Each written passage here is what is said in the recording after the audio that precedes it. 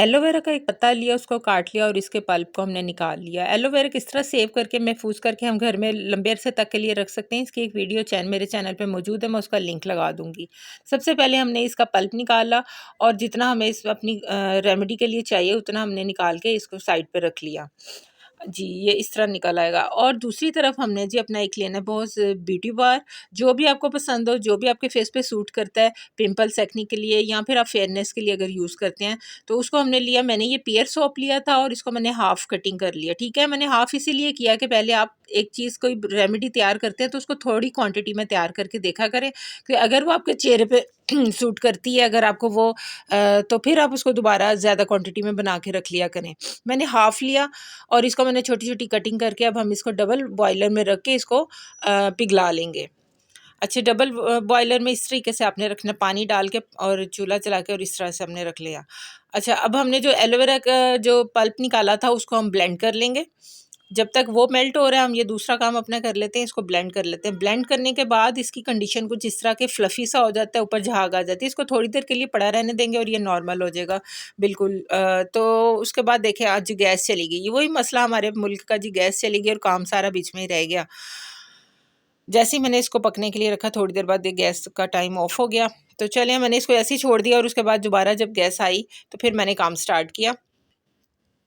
ये अब गैस आ गई थी और मैंने दोबारा से इसको वार्मर में इस तरह गर्म किया और इसको उम, पिघला लिया। अच्छा, अगर आपके फेस पे इस तरह के छोटे-छोटे पिंपल्स, दाने हैं, ये उस पे भी काम करेगा। अगर आपके चेहरे पे छाइयाँ हो गई हैं, दाग धब्बे हैं कोई, तो उसके लिए बड़ा इफ़ेक्टिव है ये सोप। आपकी स्किन को अगर आप इसको डेली फेस वॉश करें इसके साथ और आप देखेंगे कि आहिस्ता-आहिस्ता आपके चेहरे पे किस तरह का ग्लो आना शुरू हो जाएगा। आपकी जो स्किन है 1 से 2 टोन ना ब्राइटन अप होना, लाइटन अप शुरू हो जाएगी होना, अगर आप इसका रेगुलर इस्तेमाल करेंगे तो। क्योंकि इसके अंदर जो लेमन है वो हमारी एक्ने को कंट्रोल करेगा और जो एलोवेरा है वो हमारी स्किन को ब्राइटनिंग करेगा। अच्छा, एलोवेरा देखिए पड़े थोड़ी देर पड़ा रहने के बाद इसकी झाग सारी बैठ गई और इसके 2 से 3 चम्मच मैंने इसके अंदर ऐड कर लिए। ज़्यादा नहीं हम ऐड करेंगे क्योंकि वापस इसको हमने साबुन की फॉर्म में लेकर आना है, तो वो फिर मुश्किल हो जाएगा अगर ये ज़्यादा पतला हो गया तो। अच्छा, उसके बाद मैंने लेमन डाला, लेमन के साथ वह जो हमारा दूसरी चीज़ थी, हमने विटामिन ई का 1 कैप्सूल, अगर बड़ा है तो 1 डालें, छोटे हैं तो 2 डालें। और उसके साथ व्हाइटनिंग कैप्सूल डालें जो हमारी स्किन को ग्लो करेंगे और ब्राइटन अप करेंगे।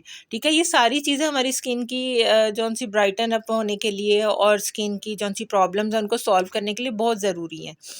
इन सब चीज़ों को इसमें मैंने चूल्हा बंद करके फिर ऐड किया है, आपने देखा होगा।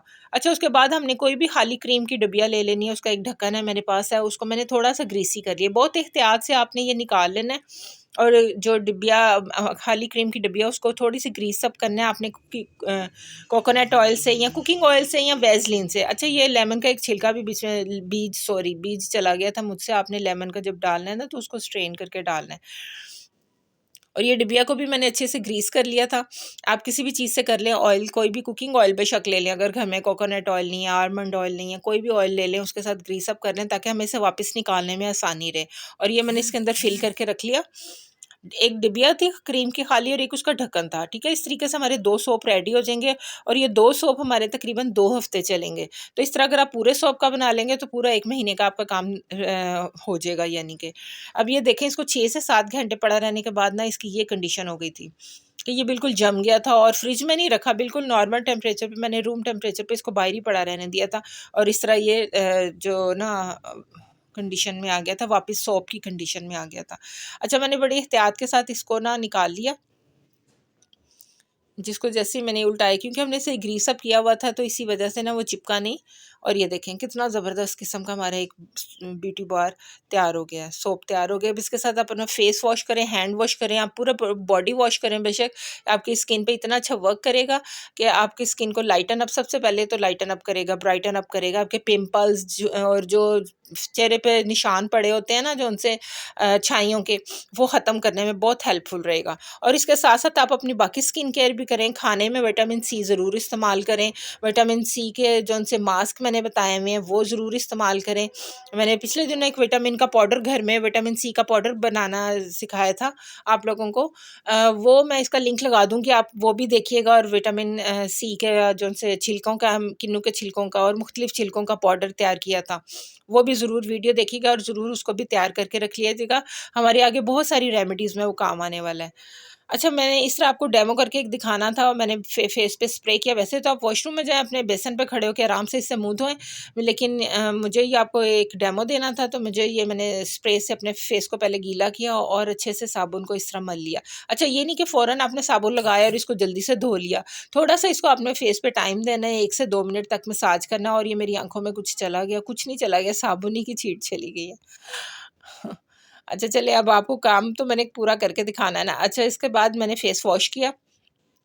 ये देखिए, मुँह धोया और ये मैं आपको सनलाइट में दिखा रही हूँ, सारा प्रोसीजर मैंने सनलाइट में किया है कि आपको सूरज की रोशनी में एक अच्छे से पता चलता है, रिज़ल्ट जो हमें क्लियर नज़र आते हैं कि देखिए फेस कितना सॉफ्ट हो गया है। वो जो एक साबुन इस्तेमाल करने के बाद फेस पे हार्डनेस आ जाती है या फेस पे ड्राइनेस आ जाती है ना, अच्छा वो नहीं आएगी। क्योंकि अगर आप इसी सोप में बनाते वक़्त 1 चम्मच ग्लिसरीन भी ऐड कर लें, जिनकी स्किन बहुत ज़्यादा ड्राई है या फिर सर्दियाँ हैं, तो 1 चम्मच ग्लिसरीन का भी ऐड कर सकते हैं। मेरी स्किन चूँकि नॉर्मल टू ऑयली है, मैं इसलिए ग्लिसरीन नहीं डाली थी इसमें। तो और ये स्किन देखिए कितनी सॉफ्टनेस आ गई है स्किन पे। बिल्कुल ऐसे जैसे कोई महँगे वाला फेस वॉश आपने इस्तेमाल किया है। तो वीडियो पसंद आई हो तो प्लीज़ कमेंट करके मुझे ज़रूर बताइएगा, लाइक करें और अपने प्यारों के साथ शेयर करना मत भूलिएगा। मुझे दें इजाज़त, अल्लाह हाफ़िज़।